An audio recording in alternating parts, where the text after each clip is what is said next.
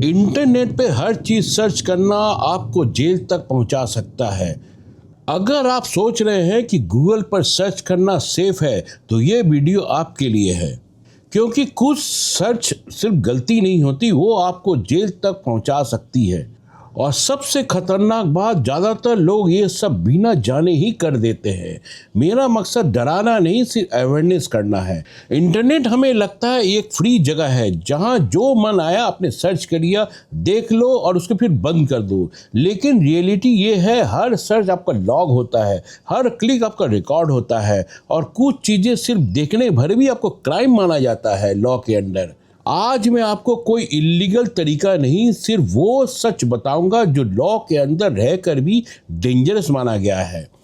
Illegal content से related search.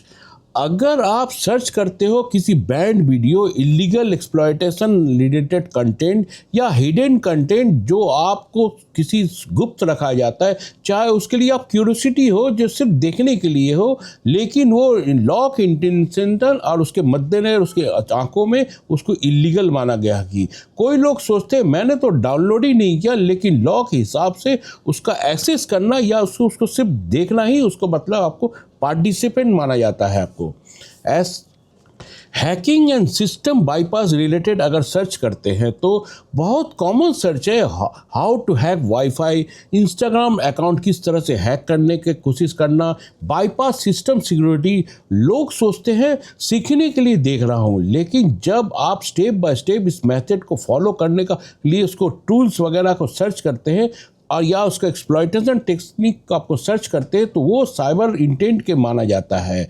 India में कई केसेस सिर्फ आपको सर्च हिस्ट्री प्लस लॉग के हिसाब से ही बने हैं।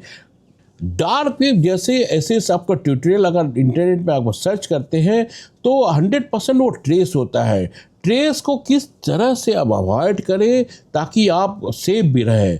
हिडन मार्केट प्लेस जैसे इस तरह का सर्च आप बिल्कुल ना करें, ज़्यादातर वो चीज़ आपका मॉनिटर्ड होता है, क्योंकि डार्क वेब आपका इलीगल नहीं है। इलीगल पर्पस के लिए उसको देखना उसको इलीगल माना जाता है, और ट्यूटोरियल देखना सस्पिशियस इंटेंट के अंदर आ सकता है। मूवीज़ में इसे आपको बहुत कूल दिखाया गया है, लेकिन रियलिटी ये है वो रेड फ्लैग होता है। फेक डॉक्यूमेंट और आइडेंटिटी सर्च जिस तरह से फेक आईडी कैसे बनाएं, एडिटेबल सर्टिफिकेट किस तरह से डुप्लीकेट बनाने का ट्राई करें, या आप सोच रहे हैं जो नहीं हम जस्ट एक प्रैक्टिस के रूप में समझे जो लोग किस तरह से बनाते हैं, चाहे आप बनाने का इरादा बिल्कुल नहीं रखते हो, सिर्फ इंटेंट आपको ये प्रूव हो जाता है कि आप उसमें एक्टिविटीज़ में शामिल हो।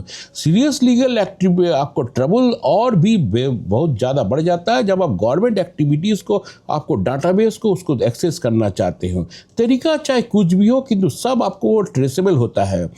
टेरर एक्सट्रीम रिलेटेड कंटेंट चाहे न्यूज़ के नाम पर हो, रिसर्च के नाम पर हो, अगर आप बैंड ग्रुप जिस तरह से चीज़ को आप सर्च करते हैं तो उसके मटेरियल और उसको प्रोपेगेंडा को बार बार आपको उसको सर्च का हिस्ट्री में आपको लॉग होता है तो ऑटोमेटिक सिस्टम उसको फ्लैग कर देता है। बाद में आपको प्रूव करना पड़ता है कि मैं गलत नहीं हूँ, मैं सिर्फ इसको देखने के लिए, तो ये प्रोसेस खुद एक पनिशमेंट बन जाता है। इसलिए इस तरह की चीज़ें आपको अवॉइड करनी चाहिए, क्योंकि सब वो आपको कुछ न कुछ तीसरी आंख आपको देख रहा है।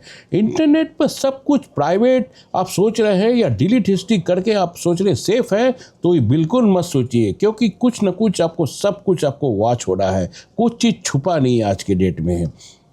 इसलिए याद रखो, इंटरनेट पर हर क्यूरियोसिटी सेफ नहीं होती। अगर आप चाहते हो कि आपका फ्यूचर सेफ रहे तो नॉलेज को लो, लेकिन लिमिट से। मगर मेरा मकसद आपको सिर्फ डराना नहीं बल्कि अवेयरनेस का तरीका बताना है, ताकि आप लोग सेफ रहें और सुरक्षित रहें।